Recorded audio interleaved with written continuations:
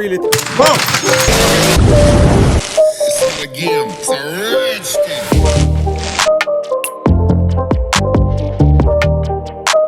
All right, so car's jacked up and we're here in the engine room.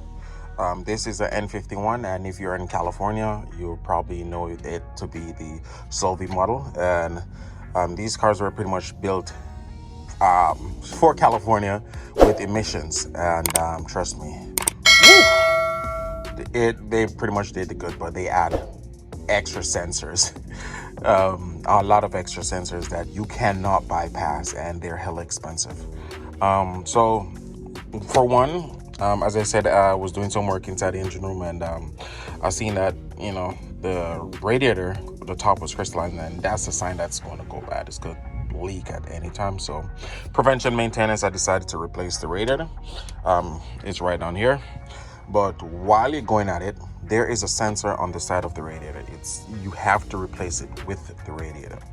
That sensor is the EAC. I'll be definitely pointing that out to you guys. But the problem is buying that sensor can be a bit difficult, but I will be explaining that further down. What the EAC sensor mean, it's environmental catalyst, sorry. Air catalyst, I should say. Environmental air catalyst, sorry. There's more into that. I could go deeper, but I really just want to show you guys the process, what you need to do, how to remove, how to get the replacement sensor, because you probably run the part number and you will never be able to find it online. You could buy the radiator and the sensor come together and you just drop it in, but then that's going to cost you almost 800, almost 1,000. Trust me, it is a lot. So there's a cheaper way to do this, and I'll be showing you guys a cheaper, which I have all the parts right here.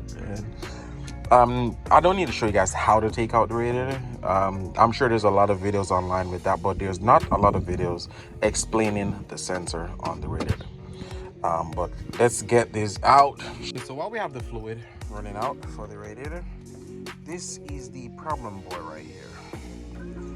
And when removing a radiator, if you have a busted radiator and you have to remove it, this boy right here, there's no way at all to remove it securely. This is your problem. There's a sprout right here, and pretty much while removing it, the sprout broke off. We have some legs on it, but yeah, came off too. So this is the EAC sensor. This environmental air catalyst, and trust me, it does a whole lot. So driving your car, if this goes bad, it will make you feel like you have a vacuum leak. This right here make you feel like you have a vacuum leak. You will scan the car and it will tell you the problem is there. The problem is the sensor is not in the hole, in the spot where it's supposed to be in the radiator, just to pick up the sensor, blah, blah, blah. Sometimes they just go bad. Things just happen, but I have the replacement. Now, let me show you guys the replacement real quick. Now, this is a BMW part, but you cannot get this part to buy. You just literally cannot get this part to buy. Can't get it. Here we are with a genuine part. Fun fact. Bruh. It's a Mercedes part.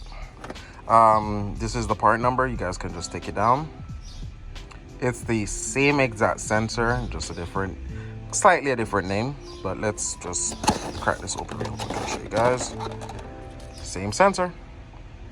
Same exact sensor, just a few different names. Yes, Mercedes and BMWs do share parts, something you will never know. But we can't just plug and play with the sensor. I'll dropping it in the description where you can get it to buy. And we have the new radiator right there. I'm gonna show you what to look for on the radiator when you're looking for it to buy, because there's a special outlet. You can't just use any radiator, because people be posting them on eBay saying it's for N51, but then you probably have the Sulev, sorry, and it has a special port for this sensor. This sensor right here, this is the part that goes into the radiator. This is a little knob, and this is what does the reading. There's a little wire in there and stuff. I pretty much took one apart already, but there's a company that actually buy them. I think it pays you up to $100 for one. I think, I don't remember. Anyway, we're gonna pull this sensor apart. The pins inside is the same, they're identical, but as you can see, the connector tops are different and the pin coordination is completely different, so we have to rewire the top. So we have to take it apart, rewire it, slide on this yellow groove or whatever, clear cream, whatever this is, onto this one, and put it on the new radiator. You have to glue it in, put some glue in the hole on the radiator, and then slide it in, plug it up, and it should be good to go. And I have done it before and there was no error code, so yep. As I said, I'll be putting the part number in the description so you guys can find it. This part number comes multiple in 3 different ways. Same part, can't miss it, but I'll definitely show you guys how to do it. So while we're here, I removed the lower radiator hose, and if you could look at the top, there is a sensor there. Let me just show it to you right here. This is a new one. This is the lower radiator temperature sensor, and the fact that I'm already here, might as well I just replace that. You know, prevention, man, prevention. Never know, sensors always go bad. So if you're already working on the area to change something and you know there's a sensor there, just buy the sensor, guys, and just replace it while you're there. So we're going to do that after we finish, but let's go upstairs and let's finish this part. Here we are with the radiator sensors, old and new. Definitely gonna do the conversion of the wire clips. When you're buying your radiator for your N51, which I'm sure all the N51s are Sulev model, when you're looking, make sure it has this port right here. This port, you need this. That's where the EAC sensor, you see that little part, goes right into there. You have to put a little glue in there and glue it in.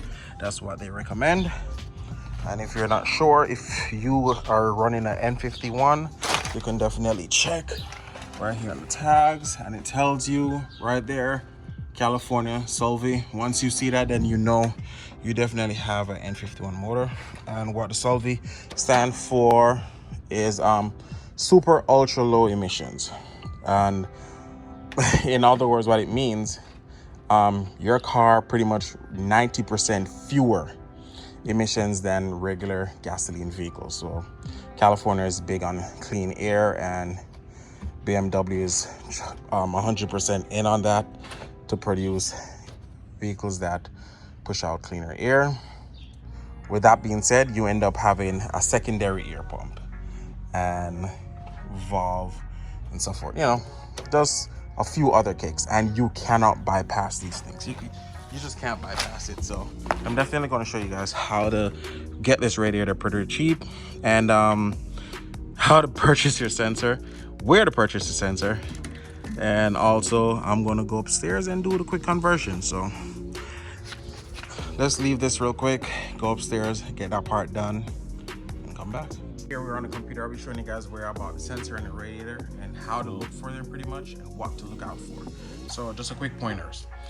Pretty much this is where I bought my sensor. I'm definitely going to put all the links in the description so you guys can do this yourself if you need your sensor and radiator, blah blah blah blah blah. So the sensor itself is for 152 and the core charge is 25. This is the cheapest I've seen it for, so pretty much this is $200. Just call it $200. Depends on where you're living. There's going to be a different state tax that is applied. Could be the same, 191, depends, but this is the cheapest I found it for. As I said, the sensor is a Mercedes sensor. You cannot find it for a BMW. You will not find the sensor by itself for BMW. I am sorry. I have searched and everybody else has searched. Right here is another, oh, this is the same one, sorry. And this is the original outlet where I would normally buy my parts from, FCP. And they're selling the sensor also, same Mercedes sensor, as you can see. Same code, everything, so just be careful. But their price is cheap for the sensor, but the core charge is $600 and it is going to be added. Now, what they tell you is if you send your old sensor back to them, you will get back this core charge. So you will get back your money once you ship them the old sensor. I kind of want to keep my old sensor. And so that's just for the sensor. And for the radiator, pretty much if you want to buy the radiator, you cannot, well, you will find a radiator by itself for $300. The radiator with the sensor itself, this is with the sensor, and as you can see, it's from that year to that year, blah blah blah blah. It already tell you it's definitely for N51, as you can see, N51, which is only one series, N51, as far as I could tell. It doesn't matter what year. Doesn't matter what year. You see that price? This is how much I pretty much pay for the radiator, and you have to be careful. You will get the same N51 radiator, but they will try to sell you these that does not have the sensor port. This one has a sensor port. The black one, always look for the black one and look for the sensor ports right here. Here it is. Can't miss it. There's a sensor port. That's definitely what you're looking for, and you know you found your radiator. And a matter of fact, in the description, they should tell you that, here it is. They should tell you exactly this is for your vehicle with the emissions core sensor. It's there, bro. So, and the price. Pretty much you're gonna pay $100 for this. Well, 101, but the original price was that, and now this is the price, and you know, go get it. The price is not going to change. They carparts.com don't really change their parts, but I'm gonna put all the links in the description, as I said, so you guys can find it real quick. And this is just if you want to spend $300, pretty much get everything, and I pretty much spend $300, to be honest, to get everything. So hey, I saved myself a lot and I did the job myself, so I saved myself a whole lot of money. So for the Mercedes and the BMW sensor, we're gonna just change the tops. We have to just replace the plug. So we're gonna transfer this to this, and if you look on the wires, you'll see number 1 and number 2. So right over on the Mercedes, number 1 is at the back, number 3 is at the front, and on the BMW, number 1 is at the front and number 3 is at the back. So you see the difference? So we just need to switch those wires pretty much. The number 1, put the number 1 there, put the number 2 there, switch, and we're good. We just need to take them apart. As you can see, the clips and the plug on at the top is completely different.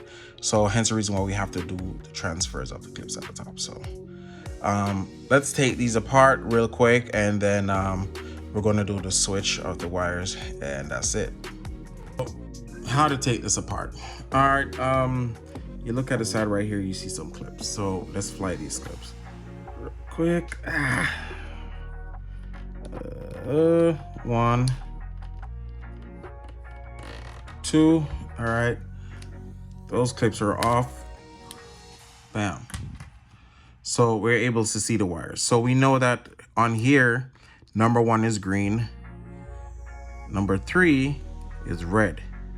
Then on the BMW side, we're gonna find out which is which, but just remember these. You need to remember this.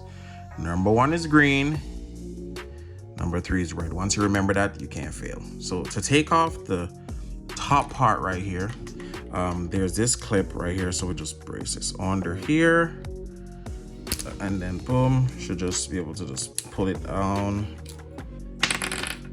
There you go, get that part out. And then we're just going to release the top right here. You just got to press these down, and same thing for the other side, and then get these backed out. So yeah, let's take apart the BMW one right now. All right, so this is for the BMW.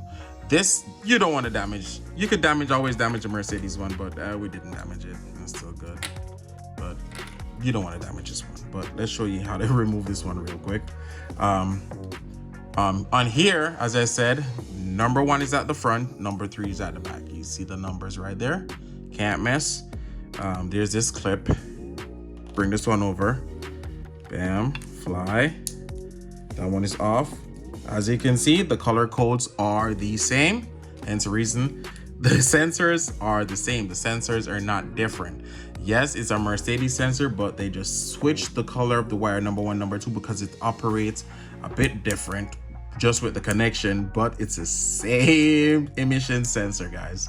Same sensor, same colors, same Same size, same everything. Everything is the same. Nothing is really different. Yeah, I just want to point that part out. All right, so now that we got to that part, we're going to remove the top. So we're going to take off here, slide it up, pull down, bam, that part is off. So remember, you need these, so just put them aside. Same thing here, as you can see, not far off, pretty much the same. So we just need to switch them around. Remember your wire placements. It's very important to remember your wire placement. So over here on the BMW one, we're going to make sure we're going to get this green in this, get this red in this one right here. Just remember that part. If you can't remember, take a picture, put it down, take a picture, and you will remember which one go into which one. At least you could tell directly. They're just the opposite. So it's always good just to take a picture just to map something, guys. Can't miss. This is the top part because it has the clip. So you know this is the top part of the plug. You just need to get the wires in the right one. Don't flip it over on the wrong side and then, oh yeah, I put the sensor in the right one and you probably did it wrong. Once you see that now, that little notch right there, the clip holder, so you know that's the top part. So you just definitely switch them accordingly. It's very important, guys. This is the reason why I'm talking about this so much. Don't miss this part. But let's get these pulled out. Let's start with the Mercedes. We have all of that covered.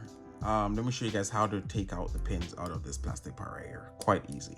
So if you look carefully, you will see a little notch right here at the top. It's not the whole complete thing. It's just one part. It's just a little higher than the rest. What you will do is just slightly press down in that part. It's going to sink. Once it sinks, you could just slide it out. Boom. See that? Oh, comes out easily. Same thing for the others. So you're just going to press right here. Just that part. You're going to see it sink down. Yep. Once you hear that, you could just slide it out. Comes out quite easy. Same thing for the other one in the middle.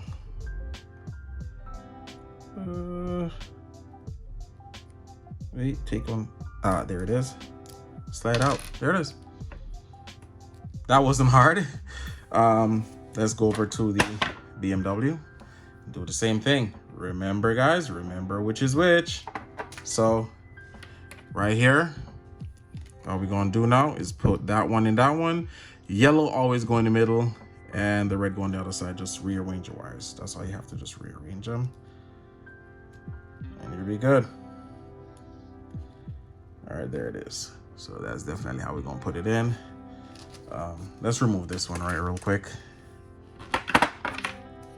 All right, same clip down. Boom, that's clip down. Pull that one out. Oh, it's already, wait, it's there? Yeah. All right, get this one pressed. I'm just trying to take out all of them at once. All right. I think that's it for all of them. Yep, all of them slide out easily. So I just held them in place. The reason why I held them in place is just to remind you guys. Here it is on the top. So now let's put them back accordingly. Before you slide back the connectors in the plastic piece, I don't know what to call it. Remember to slide off this guy right here. Slide him off the BMW one. Slide him onto the other one. Boom. So this is the green. This is the top because it has the clip right there on the side. So this is the top. So you're just going to push that in exactly that way. All the way in. Non-stop. Boom. See? Once it connects, you could tell because you can see the show pin it right there. Same thing for the yellow. Once you get the green in and you get the yellow in, you already know what goes next. You can't miss. Get it all the way up there. Well, let me just put the red in, then we'll just push both of them in at the same time. And the red, and Right. Okay, get it all up there. Probably pull on it a bit. I did come in pliers. All right, sorry about that. Pull up. Okay, that one is done. Pull this guy up. Here it clicks. All of them same length, and we're pretty much finished. Transferred, quick and fast.